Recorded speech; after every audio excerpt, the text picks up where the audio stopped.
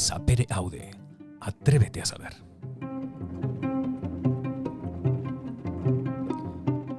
Un programa para todas aquellas personas curiosas, con sed y hambre de saber.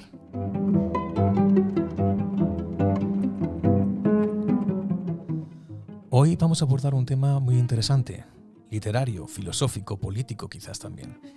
La figura del escritor mexicano Alfonso Reyes.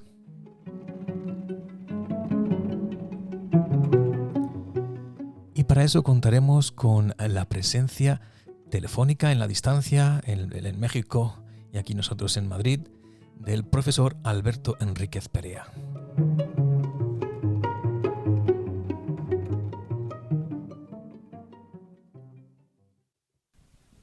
Viajero, has llegado a la región más transparente del aire.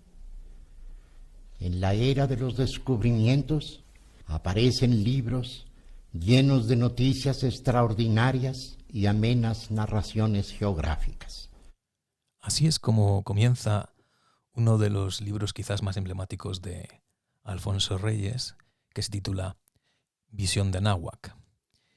Hoy contamos, como he dicho anteriormente, con la presencia de Alberto Enríquez Perea. Muy buenos días. Muy buenos días, querido amigo. ¿Cómo estás? Muy bien. Me gustaría que en este programa, daría para muchas horas hablar de Alfonso Reyes, pero dado que tú eres un especialista en su obra y en otras muchas cosas que iremos desgranando a su debido tiempo, que nos hablases de él, teniendo en cuenta que la mayor parte de personas, por lo menos aquí en España, no saben quién es Alfonso Reyes. Pues mira, Alfonso Reyes vivió en España 10 años, concretamente en Madrid, y él llega en 1914 y se va en 1924. Y llega a San Sebastián, a la casa de su hermano, y ahí se encuentra en estos días de verano, nada menos que a una figura importantísima de la literatura española, que es Azorín. Y Azorín quizás es el primer que tiene directo justamente con una de las grandes figuras, la prosa, el Alfonso narra cómo Azorín iban caminando y estaban platicando sobre cosas seguramente literarias, seguramente de qué estaba haciendo Reyes en ese momento en San Sebastián, cuáles eran sus propósitos. No me cabe la menor duda, la amistad de Alfonso Reyes, de Azorín, verdaderamente. Y la verdad es extraordinario por todo lo que dice en sus obras escritas, en su correspondencia, de esa afinidad que tuvieron. Inclusive en alguna ocasión fue compañero de viaje de Azorín. Entonces, eso es importantísimo. Bueno, después de San Sebastián llega a Madrid y en el camino siempre va a recordar el olor de la comida española. Y decía, ya estamos llegando justamente a Madrid, porque huele aquí toda esta, el olor, el sabor de la comida española. Y llega a Madrid, y indudablemente uno de sus primeros amigos también va a ser Enrique Díaz Canedo. Y a partir de ahí empieza a conocer a toda la intelectualidad española, no solamente de este tiempo, sino también de los venideros, como a Federico García Lorca. Entonces, la estancia de 10 años de Alfonso Reyes es una de las estancias más importantes en la vida de Reyes, y por supuesto también en algunas incursiones que hizo el propio Reyes con las empresas culturales de intelectuales españoles. Amigo muy cercano de Ortega y Gasset, por supuesto que lo va a invitar a sus revistas, a sus diarios, a que colabore. Y lo mismo Araquistain, como Manuel Azaña y Cipriano Rivas Cherif, entre otros. También, por supuesto, de los primeros que empezó a conocer está Juan Ramón Jiménez. Bueno, nada más con citar estas personalidades españolas, te puedes dar cuenta de cómo Alfonso Reyes empieza justamente, como decimos aquí, con el pie derecho a su llegada a Madrid. Y por supuesto que es un caminante. No te imaginas todo lo que escribió sobre las calles de Madrid, sobre los parques, sobre la, los ríos, las montañas, el ambiente, el paisaje español. En fin, Alfonso Reyes quiso mucho a España, dejó libros consagrados a ella y ahorita estoy recordándome, por ejemplo, cuando acompaña a Manuel de Falla allá a Sevilla y, y está interesado por la saeta. Don Alfonso tiene justamente un pequeño poema que se llama La Saeta y que después cuando lo eh, publicó le pidió a Moreno Villa, otro gran amigo de don Alfonso, que la ilustrara.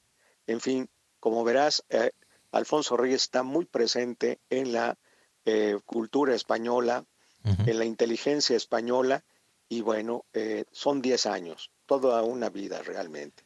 Permíteme que te cuente y que cuente a quien nos oiga eventualmente cómo di yo con la figura de Alfonso Reyes, que en mi caso fue hace relativamente poco tiempo, ya era bastante mayor, nunca había oído hablar de Alfonso Reyes y fue por medio de Borges, curiosamente.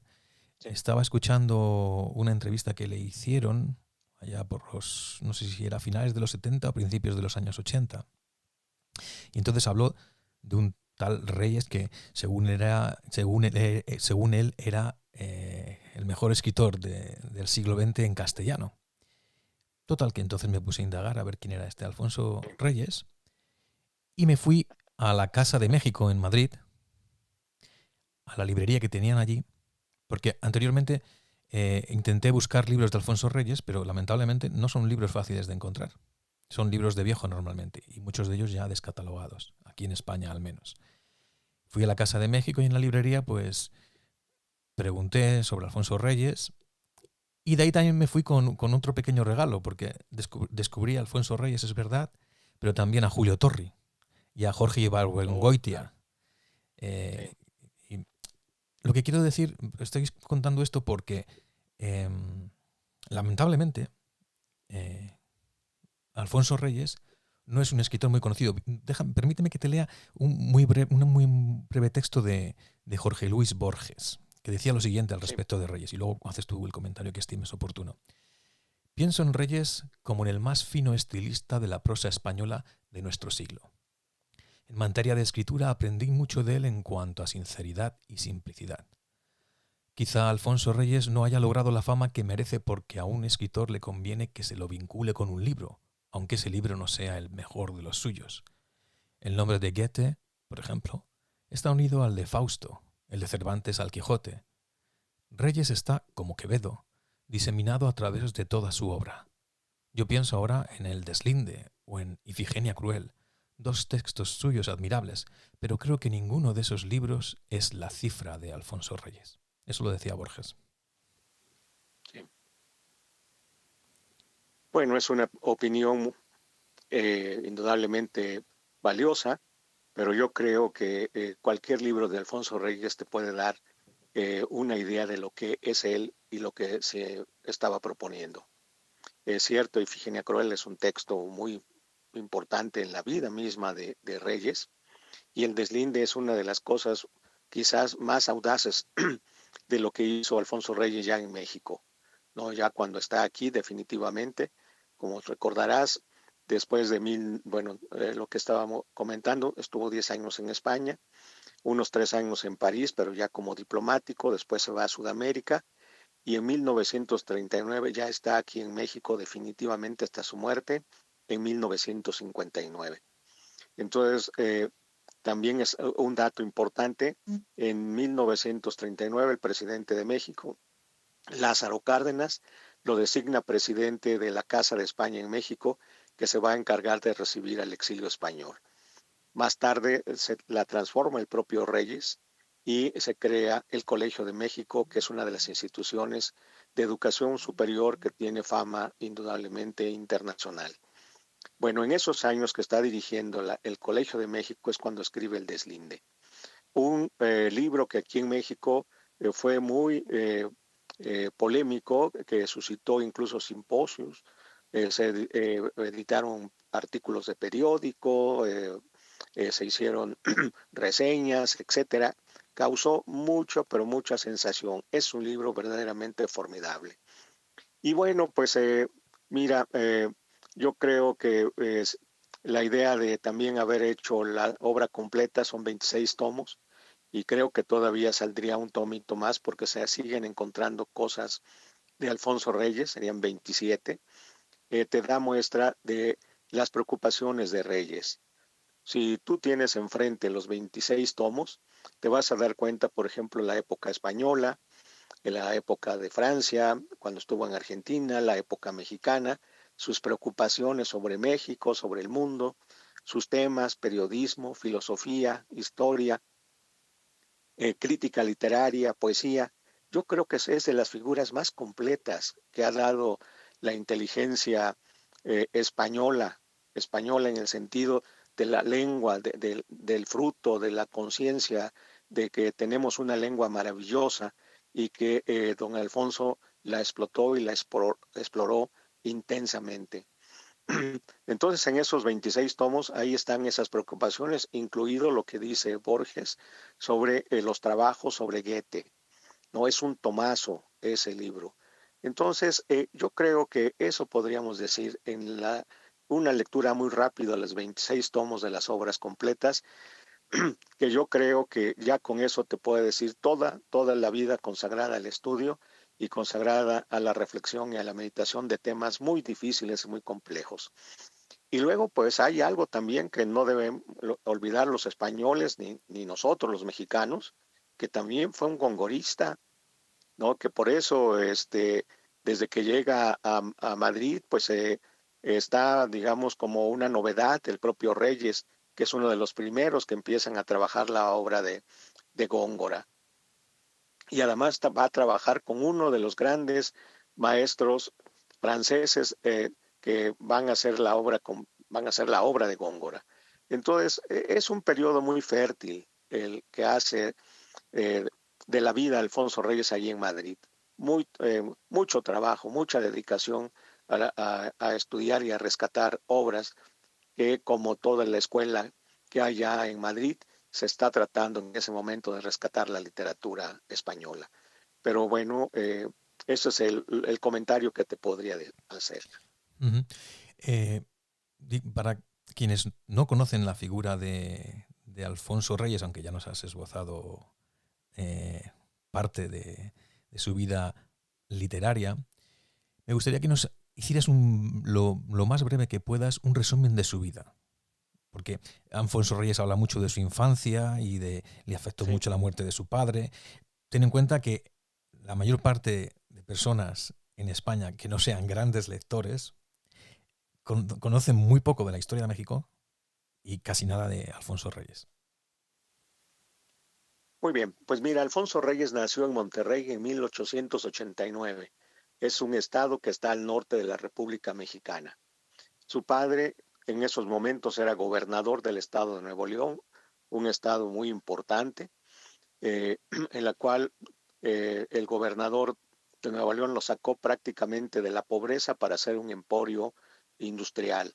Justamente si hoy todo el mundo habla de Monterrey, es justamente por esa bonanza económica, por su prosperidad, etcétera. Bueno, pues el fundamento de todo ello es el padre de Alfonso Reyes, que se llamó Bernardo Reyes.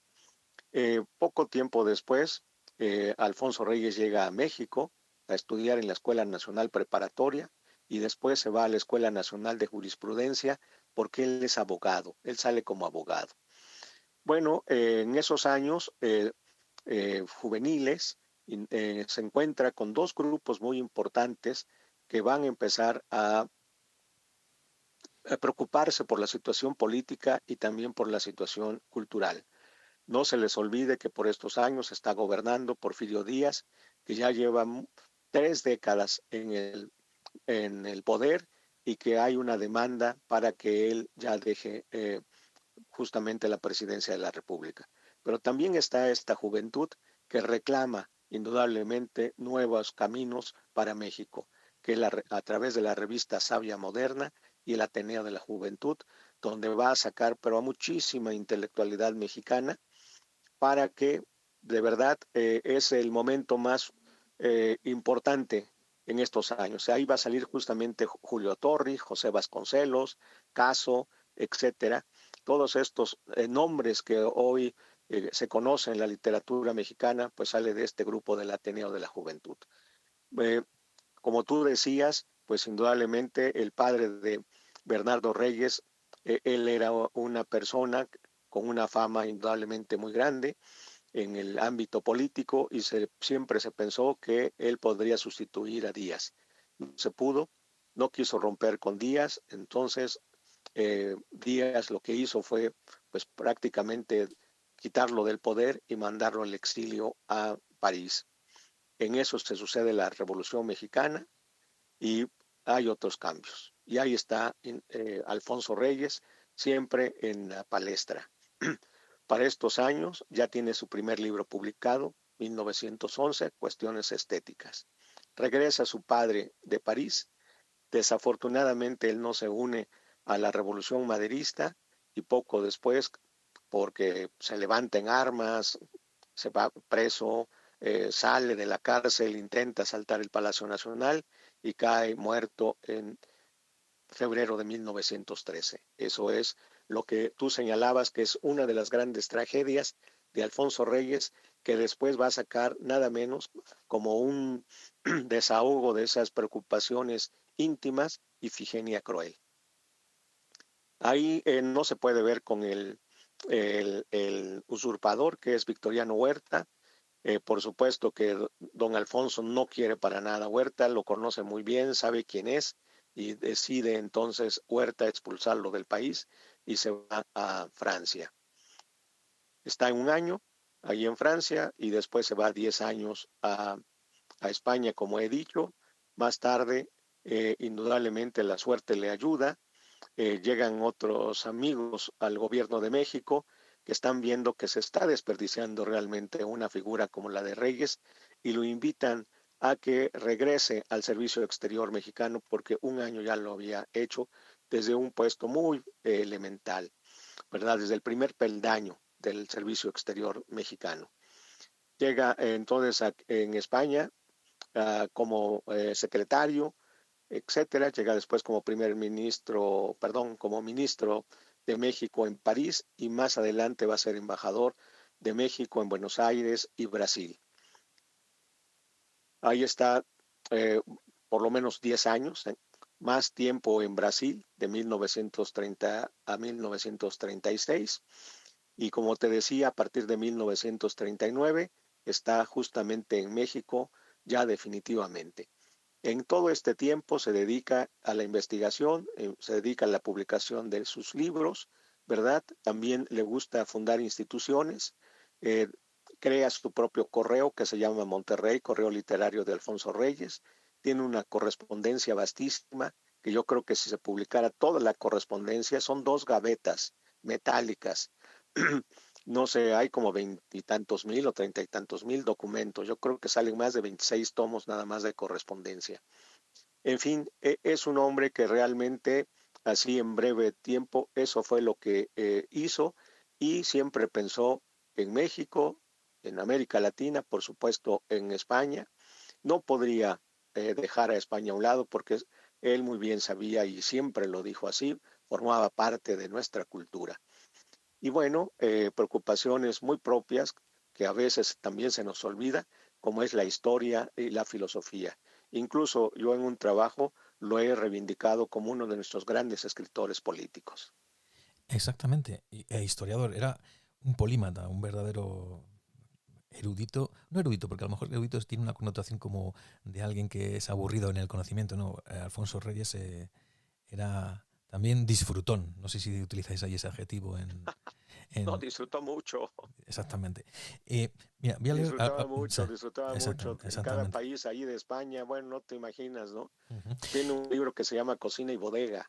Y Fíjate. entonces ahí rescata, bueno, de todos los lugares donde vino, la comida, los vinos, eh, bueno, indudablemente, ya te imaginarás las comidas con Ortega y Gasset, con Azorín, con el propio Unamuno, con Valle Inclán, con todas estas gentes que disfrutaban la vida y que es algo, digamos, muy propio de nuestra cultura hispano-mexicana, para llamarlo de alguna manera.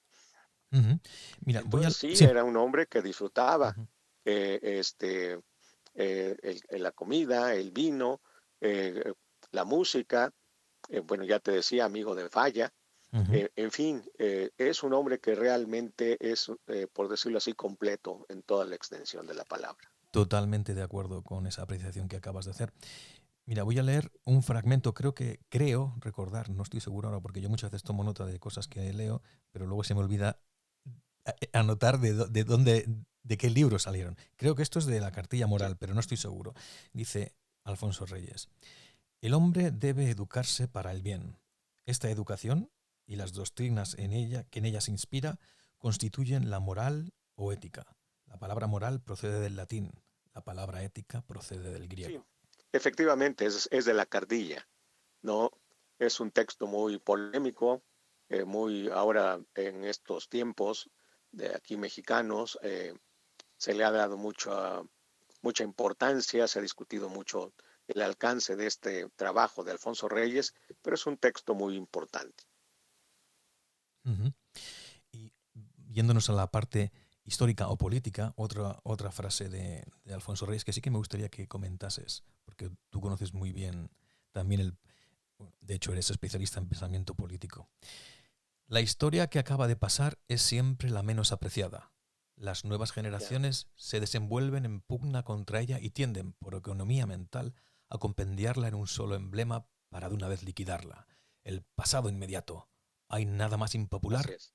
Es en cierto modo el enemigo. Eso lo decía Reyes.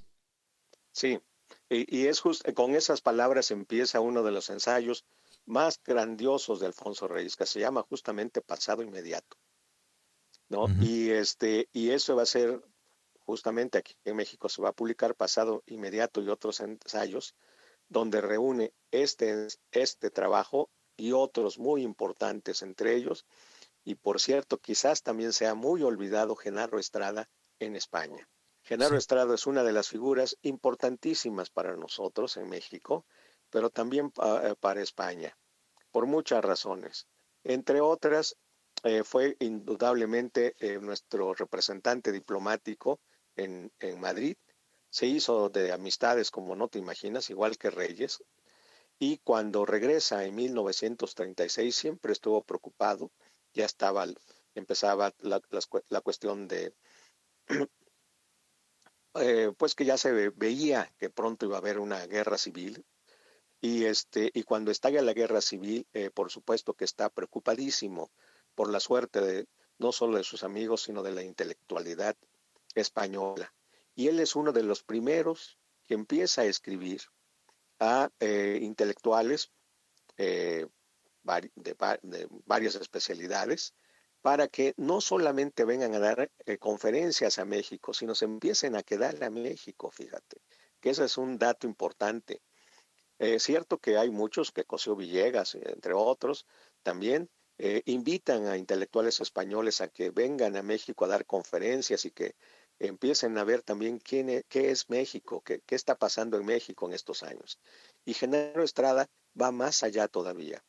Entonces empieza a escribirles, si no mal recuerdo, a Menéndez Pidal, que está en La Habana, y le dice que se venga, que aquí en México hay lugar para él. A Pilloan, que seguramente también es un de los grandes críticos de arte, muy conocido, catalán, le invita a México. Él sí viene a México, estuvo por lo menos unos 6 meses, 4 a 6 meses. Aquí dio conferencias, dio cursos, estuvo en la Universidad Nacional, se sintió enamoradísimo de México, pero él regresó muy amigo de uno de nuestros grandes muralistas, José Clemente Orozco, y también muy amigo de Moreno Villa, prácticamente, y así lo dice el propio escritor y pintor español, prácticamente quien lo trae a México es Genaro Estrada. Entonces, él es una figura muy importante para nosotros y también debería de ser para España. Pero bueno, ahí sí, eh, ¿qué puedo decir, no? Ujú. Mira, te voy a dar nombres y me gustaría que brevemente, lo más escuetamente que puedas, dijeses algo al respecto. Nombres de escritores mexicanos. Juan Rulfo. Sí, bueno, dos libros fenomenales y ya con eso, ahí está quizás una proeza del arte de escribir. Ujú. Julio Torri. Uy, ese es otro de los grandes también. A él, como a Rulfo, quizás son de las personas que eran muy cuidadosas, muy exigentes y poco escribían. Si tú examinas, no sé si ahí en España se puede encontrar, hay una librería de Fondo de Cultura Económica, Exacto, que se está llama reunida Juan toda, Rulfo. está, exactamente, está reunida todo lo que escribió Torri. Y verás, es un tomazo, pero qué prosa la de Torri, ¿no? Ujú, exactamente. Yo Por tengo... supuesto, amigo de Reyes, Ujú, es otro de los que salieron del Ateneo de la ujú. Juventud, de esta época de jóvenes que están trabajando desde la primera década del siglo XX por México y por abrir la literatura mexicana también a otras culturas, ¿no? Aquí va otro nombre. Jorge Ibargüengoitia. Sí, pues es uno de los grandes escritores que, por supuesto, digamos ya más cercanos a nosotros y tiene obras que pues seguramente ahí sí yo creo que el público español las conoce más porque, eh, ¿cómo decirte? Tuvo la suerte quizás ya de que era otro periodo donde no solamente había una o dos eh, editoriales, sino que ya empezaba a haber más, como la de Joaquín Mortiz, donde creo que empieza a publicar sus obras y también ya pues la sociedad mexicana ha crecido, ya se exportan libros, en fin, y yo creo que eso es una de las cosas que también hace que las novelas de Ibargüengoitia se conozcan más. Carlos Fuentes. No, bueno, ¿cómo se llama? Es una de nuestras eh, mayores glorias, indudablemente, muy amigo de Reyes. Fíjate, ahí es como para hacer un trabajo muy bonito sobre la relación Reyes-Fuentes. Cuando él era un niño, su padre trabajaba con Alfonso Reyes en Brasil y entonces el propio Fuentes cuenta de que él le gustaba sentarse en las rodillas ahí de Alfonso Reyes, ¿no? Y ahí estaba aprendiendo, decía él. Y hay una amistad muy cercana, ¿no? Pero cercanísima, no te imaginas. Ujú. De Y hecho, y también muy intensa. Pero por supuesto, es una de nuestras grandes figuras, Carlos Fuentes. de hecho, yo ignoraba que uno de los libros más conocidos de Carlos Fuentes, Aura, está basado en uno muy anterior de Alfonso Reyes, si no me equivoco, que es La Cena. Sí, sí. Y bueno, incluso hay otra cosa muy importante de que toma algún título de la obra de Alfonso Reyes para una de las novelas de Carlos Fuentes. Exacto. Me gustaría ahora que nos centrásemos un poco en Alfonso Reyes como el escritor que deja un legado abrumador. Yo que soy Sí, muy lector, iba a decir bibliófilo, sí. pero casi bibliómano, ojalá yo hubiese podido crear en mi vida lo que hoy se conoce como la Capilla Alfonsina. Explica Oh, para bueno. las personas que no sepan qué es la Capilla Alfonsina. Sí, antes, si me permites, quisiera decir que también hay otra relación muy intensa, que es la de Alfonso Reyes con Octavio Paz, Ujú, así es. ¿no? No, y fíjate, ahí fue otra vez el rasgo de Alfonso Reyes, la generosidad. Cuando Octavio Paz quería publicar ese libro, bueno, uno de sus, el primero, bueno, no es el primer libro, bueno, sí es el primer libro, los otros fueron folletos. Justamente Alfonso Reyes pagó esa edición del libro y siempre lo ayudó y siempre lo apoyó. Por supuesto que más adelante, cuando también ya Paz era un hombre ya, digamos que gozaba de cierta fama, prestigio, por supuesto que va a tratar, y lo hizo en algunos casos, de que no se perdiera lo que Alfonso Reyes había sembrado, por ejemplo, en Francia, y se tradujo alguna poesía en un libro memorable de poesía, a lo mejor me estoy equivocando, pero creo que así fue, de poesía mexicana en Francia. Pero la relación de Reyes con Octavio Paz es también intensa, como no te imaginas. Y volviendo a tu pregunta, bueno, la Capilla Alfonsina yo creo que representa justamente el ideal que siempre tenía en mente Alfonso Reyes, que era reunir todos sus libros en una casa, en donde albergaran todo lo que él había recogido a través del tiempo.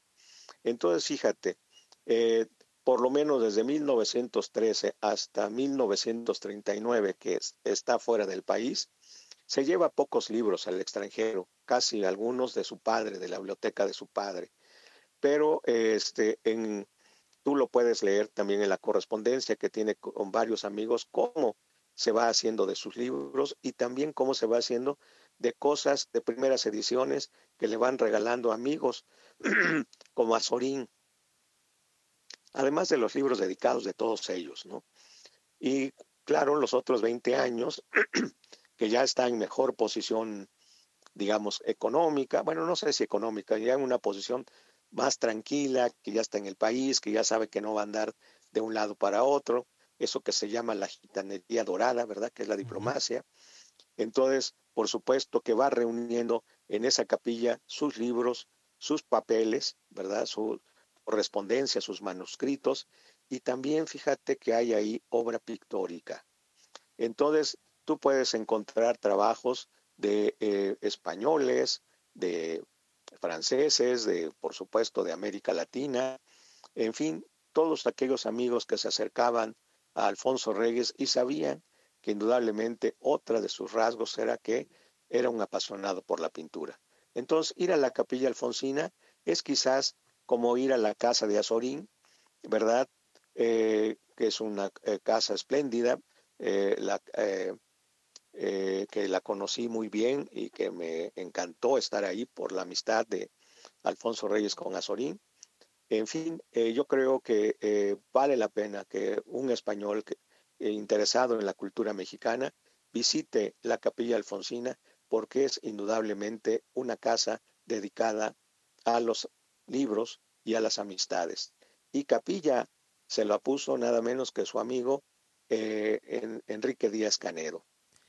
Otro personaje de quien en algún momento me gustaría hablar, podemos aquí hablar brevemente, porque daría para muchos programas hablar de la figura de Enrique Díaz Canedo, Sí, que salió de España con la guerra civil.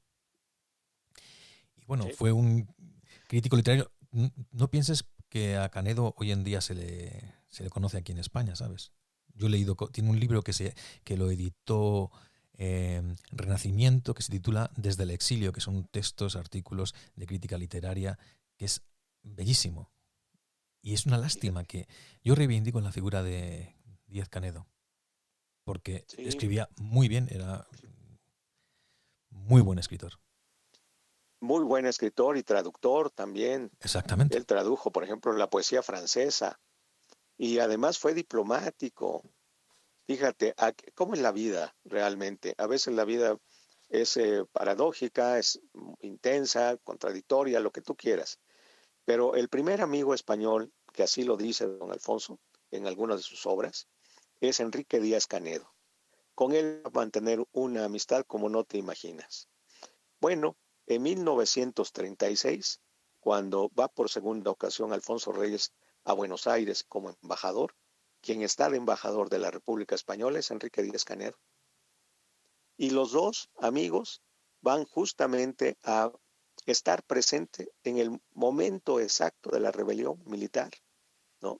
Ellos dos están ahí, por supuesto, viendo los cables para ver si era verdad o era mentira todo lo que se decía y todo lo que viene después, ¿no? Ujú.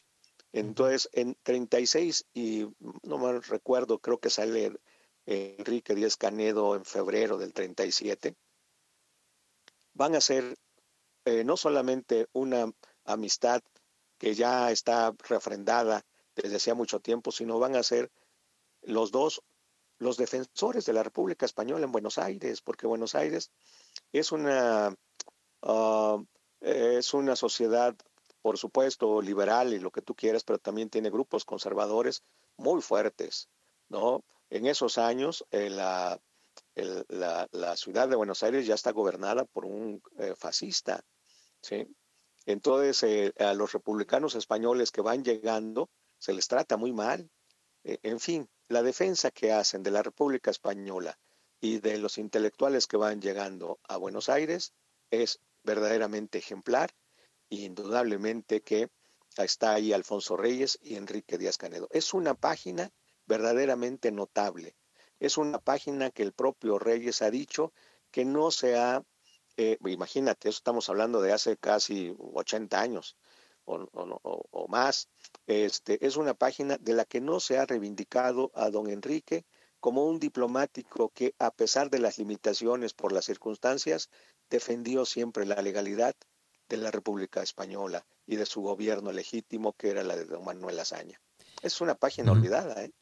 Exactamente. Mira, mientras estabas hablando, estaba rebuscando en los libros que tengo. Tengo uno de estos que son inencontrables, de una editorial que era Cuadernos Literarios, algunos versos, porque Canedo también escribía poesía. Y tiene uno que es dedicado a su hijo, que no lo voy a leer entero, Los dientes, se titula, voy a leer los primeros versos. Dice: hijo mío, desnudo, sin defensa naciste, y el mundo a que has venido no ha de ser en tus manos la bolita irisada con una cruz encima, juguete frágil de un eterno niño. Es una miserable mota de tierra, pobre sustento de una carne miserable. Y sigue. Termina el poema, que me gusta mucho, los versos finales, que dice: no llores, olvídate del llanto, guarda si sabes tu sonrisa y muerde.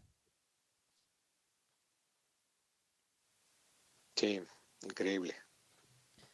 Y pues si quieres y te apetece, algún día podemos hablar, hacer un programa que hable de esa relación entre Alfonso Reyes y Díaz Canedo, porque ya te digo, aquí en España, a no ser que sean personas que se dediquen a la literatura y especialistas, la figura de Díaz Canedo es inexistente. Con mucho gusto, encantadísimo.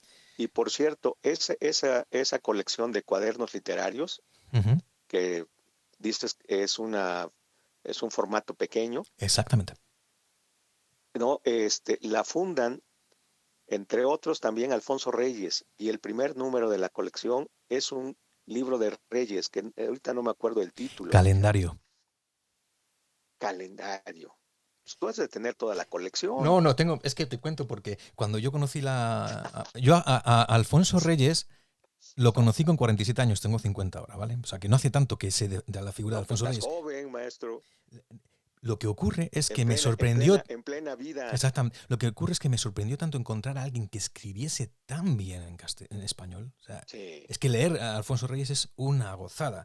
Entonces, sí, al principio no es como no hay libros de Alfonso Reyes en las librerías principales, así en las que se venden los libros más vendidos, no se encuentran libros de Alfonso Reyes. Entonces me fui a librerías de viejo. En Madrid hay un sitio que se llama La Cuesta de Moyano, que son todo librerías de libros de viejo o de Lance. Sí. Y entonces encontré, que suelo anotar donde los encuentro, y tengo una anotación en calendario que dice: libro adquirido en la librería J. Cintas, el 25 del 2019, el 25 de noviembre del 19. Y es Calendario, que es un pequeño libro, muy pequeñito, de Alfonso Reyes. Y ahí, fíjate, si no mal recuerdo, en ese libro está un retrato de Alfonso Reyes que le hizo Moreno Villa. Pues espérate un momento que Exactamente, correcto. Exactamente, sí, señor. Bueno, pues mira, eso es otra vez la prueba que estábamos comentando al principio del programa.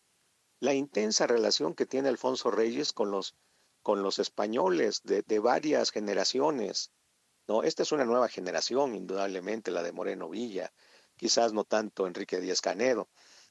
En fin, y esa es digamos, otra de las pruebas de esa intensa relación que hay. Incluso, por ejemplo, cuando llega José Gauss a México y se incorpora a la Casa de España, él piensa que Alfonso Reyes es español, ¿no?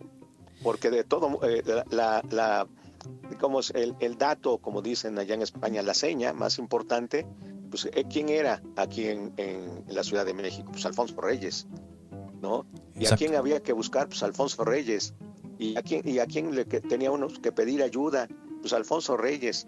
Inclusive yo escribí un articulito que está en Cuadernos Americanos sobre todas estas ayudas que le pedían a Reyes aquí en la Ciudad de México, porque llegaban a la ciudad y no sabían qué hacer. Entonces, ¿a quién le hablaban por teléfono? ¿A quién le escribían? ¿A quién le solicitaban por lo menos que le dijeran dónde se tenía que, pues, hospedar o con quién pedir ayuda, etcétera? Pues Alfonso Reyes. Y es por todo eso que vivió en 1424, ¿no? Incluso cuando sale de España, en 1924, hay una gran despedida. Y la despedida, ya te imaginarás, está toda la intelectualidad, toda la inteligencia española dándole el adiós a Alfonso Reyes. Y ahí vas a encontrar todos los nombres de estas generaciones de grandes intelectuales españoles. Mira, a lo mejor voy a decir algo impropio, pero Alfonso Reyes también les pertenece. No es nada, no es impropio. Formó parte y estuvo, digamos, pero metidísimo en la cultura española de estos 10 años, ¿no? Participando, como en estos cuadernitos, también con Juan Ramón Jiménez. Pues te emplazo, Alberto, si lo deseas, a hacer otro programa hablando del exilio español. Y sí, si te apetece también haremos otro de pensamiento político, porque sé que tú de eso entiendes muchísimo.